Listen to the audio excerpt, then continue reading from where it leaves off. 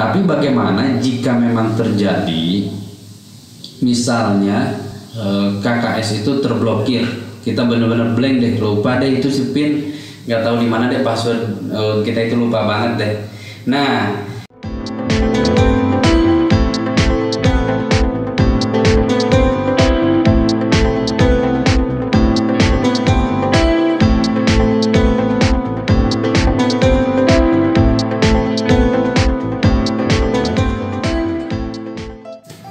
bismillahirrahmanirrahim.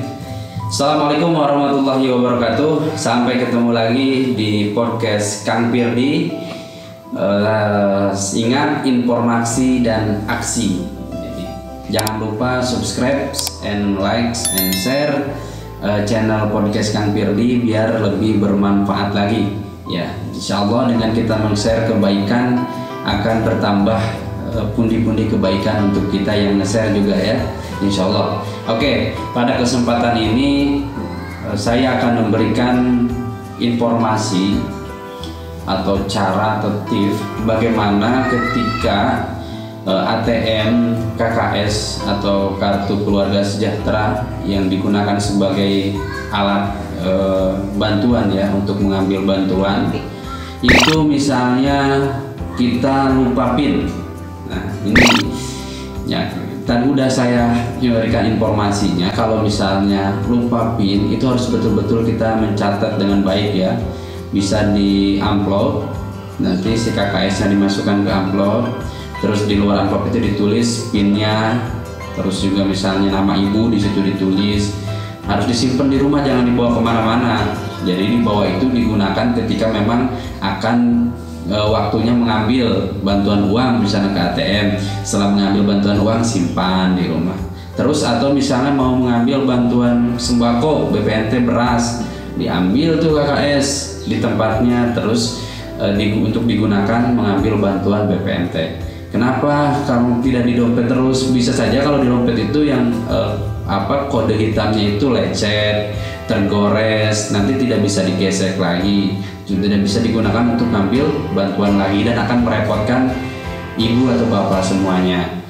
Tapi bagaimana jika memang terjadi misalnya KKS itu terblokir, kita benar-benar blank deh, lupa deh itu si PIN, nggak tahu di mana deh password, kita itu lupa banget deh. Nah, pertama bapak atau ibu KPM, para penerima bantuan PKH ataupun BPNT adalah melapor ke pendampingnya, pendamping BPNT ataupun pendamping program Keluarga Harapan. Nah, itu melapor tuh, lapor bahwa misalnya saya sudah lupa PIN, nah, lupa passwordnya nih, bagaimana nih? Nah, nanti akan diberikan tips atau caranya oleh pendamping, dikasih tahu. Pertama, ibu misalnya harus siapkan KTP. Nah, ya, KTP-nya semuanya harus udah terupdate ya, KTP elektronik ya. Karena saya temukan di lapangan masih banyak tuh KKS atau ATM, apa itu KTP. Nah, KTP jadi salah terus nih, terbalik-balik.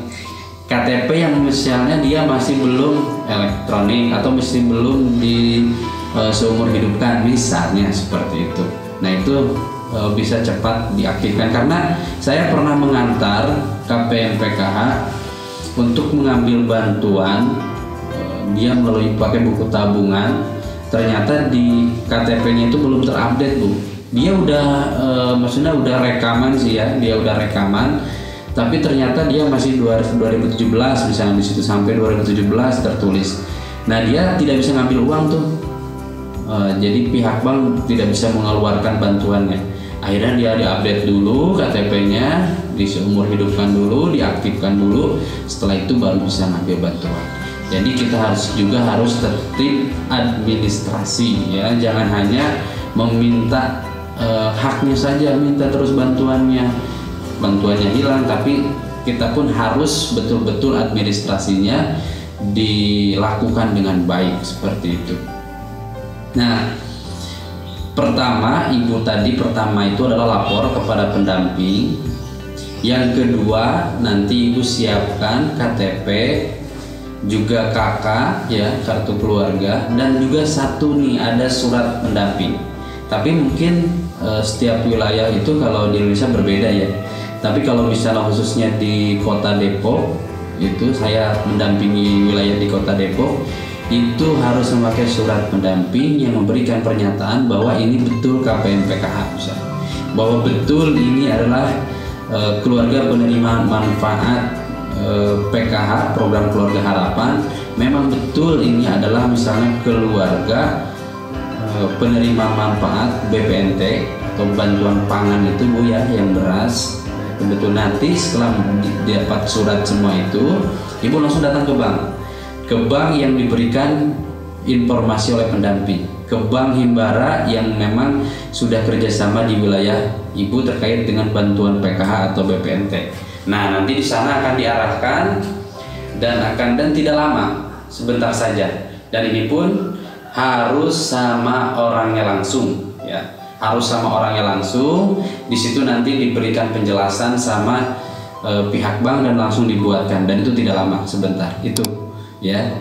Dan jadi pesan saya, jangan sampai kita lupa password atau PIN, ataupun kita misalnya lupa nyimpen di mana, ataupun biasanya jangan sampai kita so hafal dan lain-lain, kita tidak ditulis, akhirnya hilang. Akhirnya Ibu lupa PIN ketika misalnya pada waktunya ngambil bantuan, Ibu yang repot. Apalagi kalau ngambil bantuannya itu dibagikannya misalnya hari Sabtu, nah terus Ibu lupa, ya nggak bisa, nanti nggak bisa ngambilnya harus hari Senin dong, karena ke bank itu hari Minggu kan nggak bisa tutup. Nah itu seperti itu.